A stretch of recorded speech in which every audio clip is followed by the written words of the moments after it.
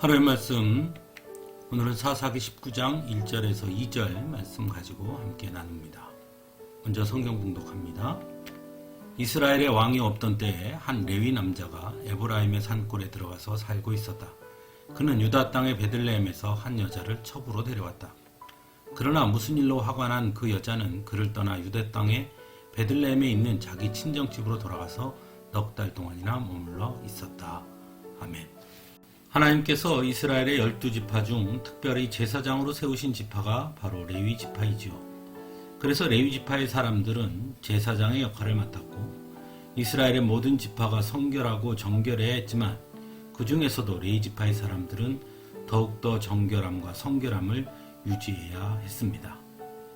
하지만 오늘 본문에 등장하는 레위인의 모습은 성결, 정결과는 너무나 거리가 먼 모습을 보게 됩니다.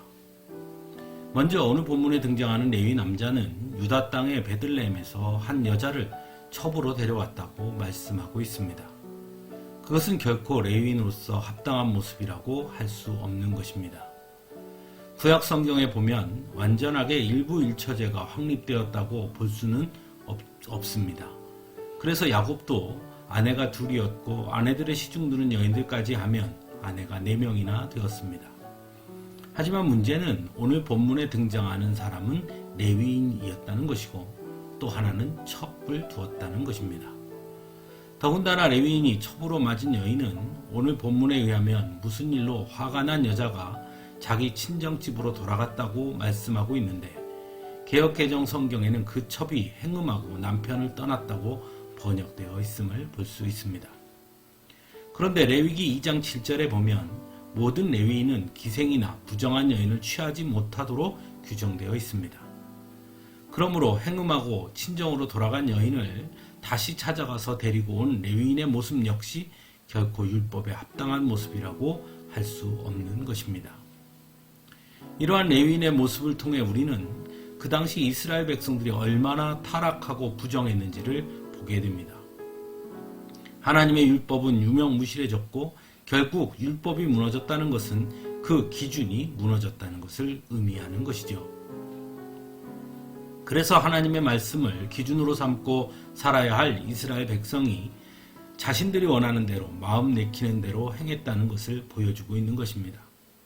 더욱이 가장 율법을 잘 지키고 따라야 할 레위인이 이 정도로 타락했다는 것은 이스라엘 전체가 무너졌다고 볼 수 있을 것입니다. 또한 하나님께 제사드리는 거룩한 사명을 감당해야 하는 레위인이 이렇게 타락했다는 것은 곧 그들의 제사도 타락했다는 것을 의미하는 것이지요. 하나님께 제사함에 있어 가장 중요한 것은 바로 거룩이고 성결인 것인데 레위인이 거룩과 성결을 지키지 못했다면 결국 그런 제사는 결코 하나님께서 받지 아니하실 것이기 때문입니다. 구약 성경은 우리에게 하나님께 제사 드리는 것을 매우 강조합니다. 그래서 절기도 많고 제사도 다양하지요. 하지만 그것보다 더 중요한 것은 제사 드리는 자들의 거룩함과 성결이라는 것을 잊어서는 안 되는 것입니다. 이것은 오늘의 우리들에게도 매우 중요하다고 할 수 있습니다. 하나님은 우리가 드리는 예배를 받으시는 것을 기뻐하십니다. 하지만 하나님께서 기쁘게 받으시는 예배는 예배드리는 자들의 거룩함과 성결함이 전제되어야 하는 것입니다. 거룩하고 성결한 자들이 드리는 예배를 하나님은 기쁘게 받으시기 때문입니다. 사랑하는 성도 여러분, 베드로전서 2장 9절은 여러분은 택하심을 받은 족속이요 왕과 같은 제사장들이요 거룩한 민족이라고 말씀합니다. 그러므로 우리 역시 거룩함과 성결함을 잃지 말아야 하는 것입니다.